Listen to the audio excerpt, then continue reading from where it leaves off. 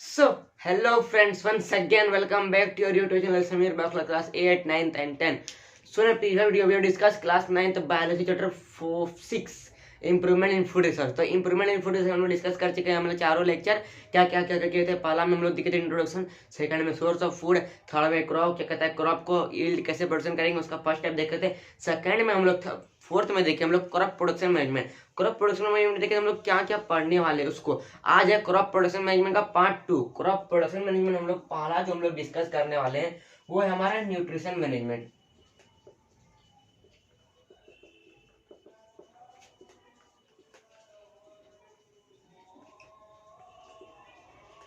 चलिए अब बात करते हैं न्यूट्रिशन मैनेजमेंट। प्लांट को न्यूट्रिशन चाहिए, क्यों क्यों चाहिए? प्लांट तो बिना न्यूट्रिशन का भी रह सकता है। नहीं, प्लांट बिना न्यूट्रिशन का रह ही नहीं पाएगा। बिना प्लांट का न्यूट्रिशन, बिना बिना आपका बिना न्यूट्रिशन का आप भी नहीं रह सके ना। प्लांट कोई भी लिविंग ऑर्गेनिज्म बिना न्यूट्रिशन का नहीं रह सकता है, क्योंकि वो कोई ना कोई एनर्जी टेक प्लेस करता है। कोई ना कोई एनर्जी वो क्या करता है, उसको करना ही है, कोई ना कोई वर्क करना है, इसलिए उसको एनर्जी चाहिए। उस एनर्जी को कहाँ से मिलता है? अगर आप कोई वर्क कर रहे हैं, ठीक है, अगर मान के चलिए आप बहुत देर काम किया, ठीक है, फिर आपको कोई न्यूट्रिशन नहीं मिला। न्यूट्रिशन मान के चलिए कोई भी न्यूट्रिशन तौर पे मतलब क्या एलिमेंट, उसमें एलिमेंट की परसेंट रहता है, वो नहीं मिला आपको, कोई भी फूड नहीं मिला, मान के चलिए वो नहीं मिला, तो आप कैसे परफॉर्म कीजिएगा कोई और फंक्शन? फिर आपको कैसे परफॉर्म कीजिएगा? अगर आपको न्यूट्रिशन नहीं मिला तो फिर उससे एनर्जी मिलेगा, फिर आप उससे काम कीजिएगा, वैसा ही साइकिल चलता रहेगा। पर यहाँ पे हम लोग को चाहिए न्यूट्रिशन, किसके लिए? प्लांट के लिए। प्लांट को न्यूट्रिशन क्यों चाहिए? बेसिक फंक्शन करने के लिए, एंड क्या कहता है, वर्क करने के लिए, जैसे फोटोसिंथेसिस करने के लिए प्लांट को जो चाहिए क्या कहता है, एनर्जी। वो एनर्जी कहाँ से मिलेगा उसको? बेसिक न्यूट्रिशन कहाँ से मिलेगा?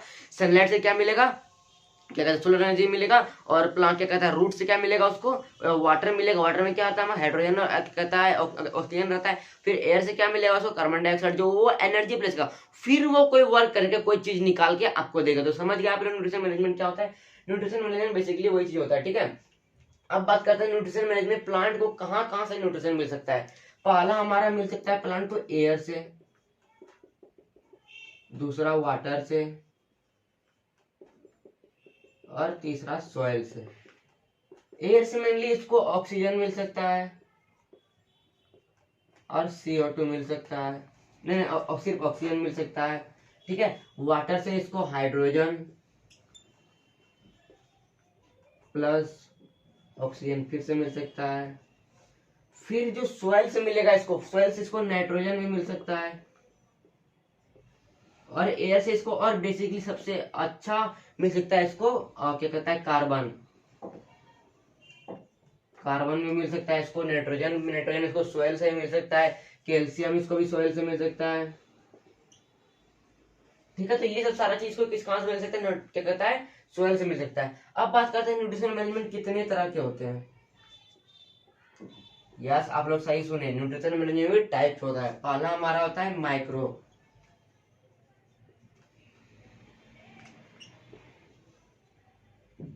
Nutrition, second micro nutrition.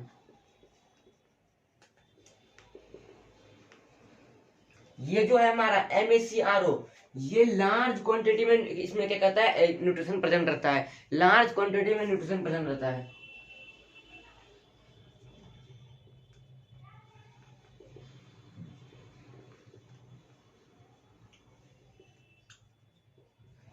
Nutrition, और माइक्रो में स्मॉल क्वांटिटी भी रहता है। बेसिकली यही इसमें डिफरेंस है।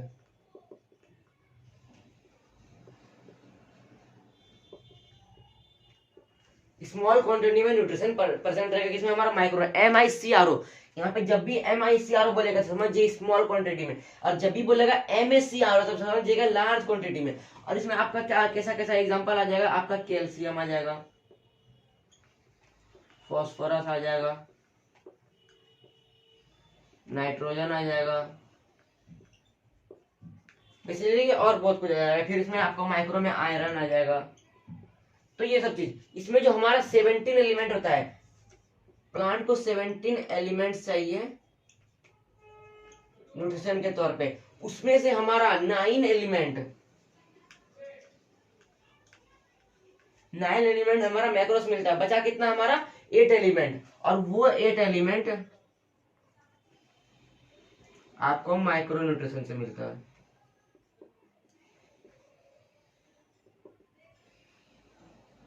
तो ये है हमारा न्यूट्रिशन मैनेजमेंट।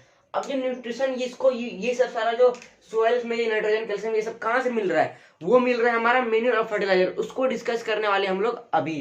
तब तक आप लोग जल्दी इसको नोट डाउन कर लीजिए, इसको करना है, नहीं तो हम लोग इसको इरेज करके नेक्स्ट आगे बढ़ेंगे, ठीक है।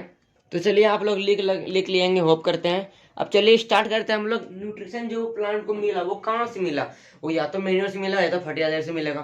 तो सबसे पहले हम लोग डिस्कस करेंगे हमारा न्यूट्रिशन मैनेजमेंट हमारा डिस्कस करेंगे सबसे पहले हम लोग मैन्योर और फर्टिलाइजर। तो इसलिए ठीक है, स्टार्ट करते हैं। मैन्योर और फर्टिलाइजर क्या होता है, सबसे पहले मैन्योर देखेंगे हम लोग। देखिए प्लांट को जो न्यूट्रिशन मिला वो कहाँ से मिलेगा, हमारा मैन्योर और फर्टिलाइजर से। और मैन्योर होता क्या है, मैन्योर सिंपली ऑर्गेनिक प्रोडक्ट होता है। क्या होता है, ऑर्गेनिक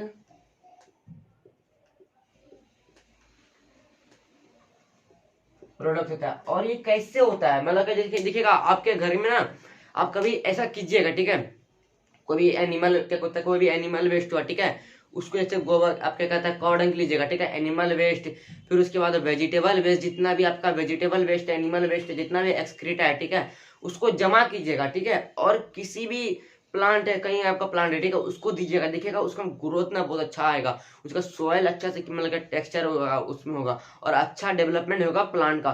तो सॉइल एक तरह का कहता है न्यूट्रिशन है जो प्रोवाइड करता है प्लांट को, ठीक है, ऑर्गेनिक फॉर्म में। क्या कहता है, और कैसे बनता है हमारा manure, manure is prepared by decomposition of animal waste और excreta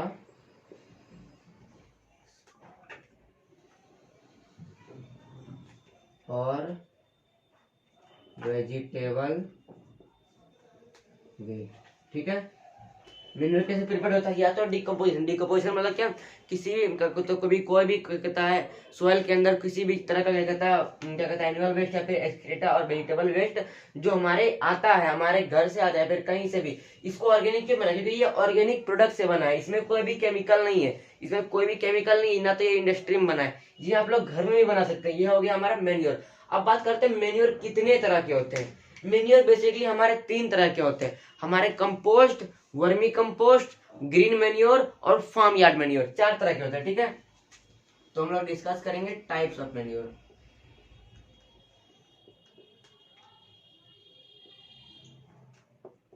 फर्स्ट वन हमारा कंपोस्ट।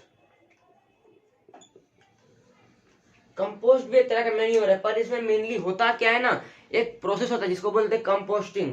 डिकम्पोजिशन तो करते हैं, एनिमल वेस्ट एक्सक्रीटा सारा कुछ करते हैं, पर एक पिट में, किसमें करते हैं, बट इन पिट। आप लोग कभी कभी गांव में ये है, ठीक है, एक ऐसा तरह का ऐसा एक बॉक्स बना होगा, ठीक है, और उसमें सोयल के अंदर उसमें ना सारा एनिमल वेस्ट एक्सक्रीटा सारा कुछ उसमें डिकम्पोजिशन दिया जाता है और ऊपर सोयल ढक दिया जाता है, फिर उसमें कोई प्लांट बोया देता है, तो उससे ना प्लांट अच्छा तरह से खिलता है, अच्छा तरह से प्लांट का ग्रोथ होता है, अच्छा तरह से प्लांट को न्यूट्रिशन मिलता है। तो ये है हमारा क्या कहता है कंपोस्ट। और इस कंपोस्ट के प्रोसेस में क्या होता है, एक प्रोसेस जिसका नाम है कंपोस्टिंग। क्या करते हैं, एक पिट लेते हैं और उसमें ही animal waste excreta vegetable waste सारा क्या कहता है डिकम्पोजिशन करते हैं उस पिट के अंदर में। अब इसी में हम ना अर्थवर्म ऐड करते हैं, ठीक है। अर्थवर्म बेसिकली करता क्या है, तो सोयल में आके ना वो क्या कहता है क्या कहता है एयर ही करता है, मतलब सोयल को जाके ना, देखिए आप लोग सुने होंगे क्या, फार्मर ना क्या कहता है उसका अर्थवर्म का दोस्त होता है, फार्मर अर्थवर्म का दोस्त होता है। वो मेनली क्या करता है, वो मेनली ना और क्या कहता है सोयल के अंदर सोयल को एरिया बनाता है, सोयल को एरिया बनाता है कि एयर उसके अंदर आए और अच्छा से न्यूट्रिशन उसको मिले सोयल को, ठीक है। और वो ना और क्या कहता है उसको इनहेंस करता है, उस सोयल का और इनहेंस करता है, ठीक है। तो वो हम हो गया हमारा कंपोस्टिंग हो गया। अब इसी में हम लोग अर्थवर्म डाल दिए, वर्मी कंपोस्टिंग हो गया।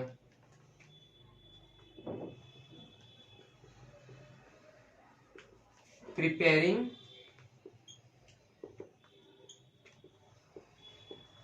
कंपोस्ट यूजिंग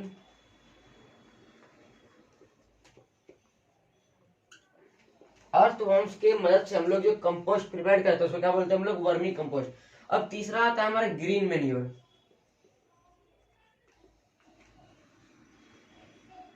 आप जब भी देखोगे खेती जो करता है, ठीक है, उसमें जो कोई ना ग्रास पहले उगाता है, क्या कहता है, पहले उसमें बहुत तरह का कोई ग्रास उगाता है, फिर उसी के ऊपर हल चला देता है, उसी के ऊपर प्लॉचिंग कर देता है। तो उससे क्या होता है, उस जो प्लांट के अंदर न्यूट्रिशन रहता है वो सोयल में मिल जाता है, और उसी के तौर पे एक मेन्योर पैदा हो जाता है, जिसको बोलते हैं हम लोग ग्रीन मेन्योर। ग्रीन मेन्योर होता क्या है, ploughing, growing and ploughing the plant in a same field for the nutrition of the plant. Nutrition of plant के लिए हम उसी का कहता है, उसी प्लांट को एक तरह का प्लांट को उगाएंगे, उसी को प्लॉच कर देंगे सोयल के अंदर, वो एक तरह का मेन्योर हो जाएगा। तो ये हो गया हमारे ग्रीन मेन्योर। अब बात करते हैं हम लोग फार्म यार्ड मेन्योर का।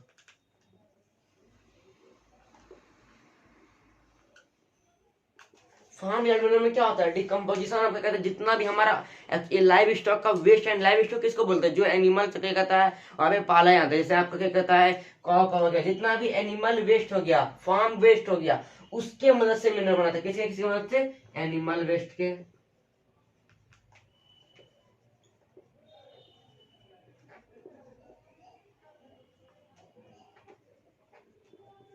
और फार्म वेस्ट की मदद से क्या बनाते हैं हम लोग, फार्म यार्ड मेन्योर। तो जल्दी से आप लोग इसको नोट डाउन कर लीजिए, फिर हम लोग डिस्कस करेंगे फर्टिलाइजर्स क्या होता है। ठीक है, जल्दी से आप लोग नोट डाउन कर लीजिए, और नोट डाउन कर लीजिए, उसके बाद हम लोग बताएंगे और इसमें थोड़ा सा मेन्योर में एड ऑन करेंगे। चलिए आप लोग नोट कर लिए होंगे। अब मेन्योर में बताते हैं हम लोग मेन्योर का एडवांटेजेस होता क्या है। एडवांटेजेस ऑफ मेन्योर यहाँ पे ले देते हैं। सबसे पहले ये इंक्रीज करता है सोयल को फर्टिलिटी, फर्टिलिटी मतलब कि सोयल का रेट, फर्टिलिटी रेट इंक्रीज करता है, इट इंक्रीज सोयल, ये इंक्रीज करता है सोयल को फर्टिलिटी रेट में। और ये क्या कहता है, ये क्या कहता है, इनहेंस करता है सोयल का फर्टिलिटी रेट, इनहेंस करता है, और सोयल को पोरस बनाता है। सोयल को क्या बनाता है,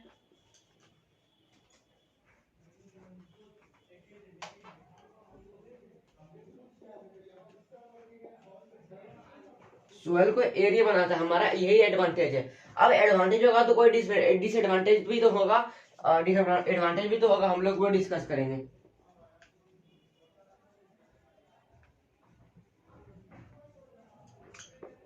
पहला है हमारा, ये जो मेन्यूर है उतना क्वांटिटी में न्यूट्रिशन नहीं दे पाता है प्लांट को, क्या कहता है, नॉट सफिशिएंट क्वांटिटी में न्यूट्रिशन नहीं दे पाता है, do not give sufficient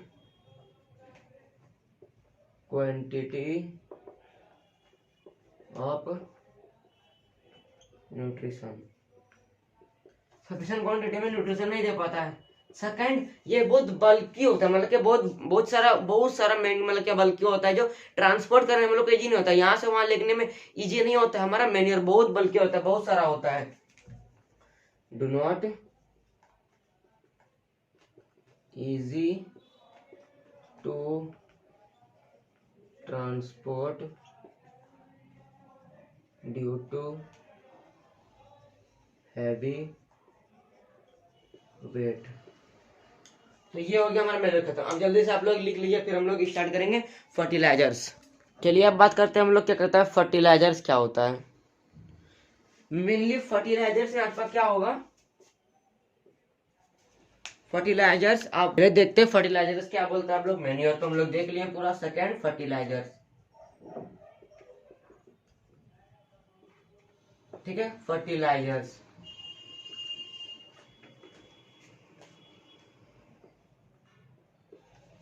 fertiliser जो हमारा मेन्योर था वो क्या था, ऑर्गेनिक, पर ये फर्टिलाइजर्स इनऑर्गेनिक होगा, क्योंकि इसमें केमिकल पाया जाएगा in organic, because of chemical.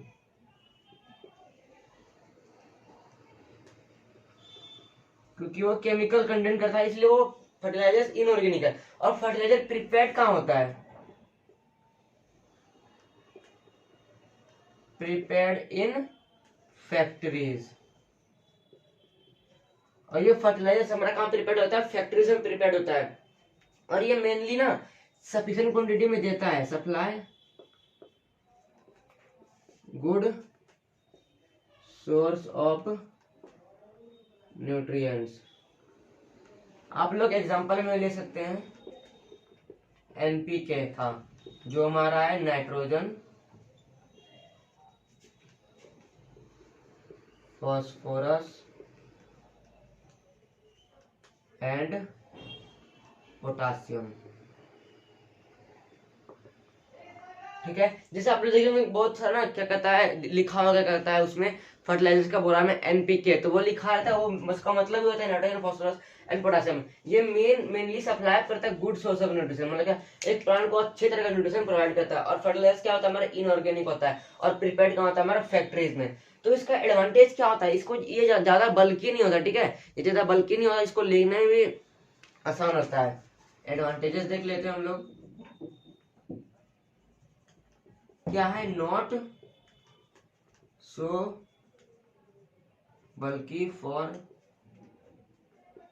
Transportation.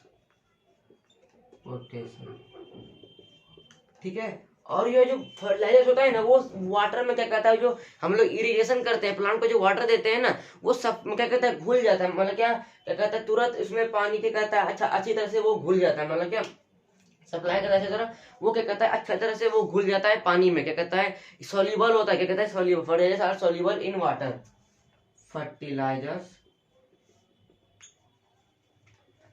Are soluble in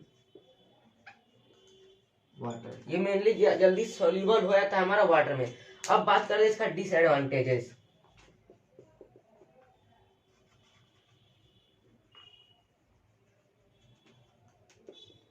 disadvantage mainly इसका है कि ये ना सॉइल को डिग्रेड कर देता है। अब वो कैसे करते हैं बताते हैं आप लोगों को। इट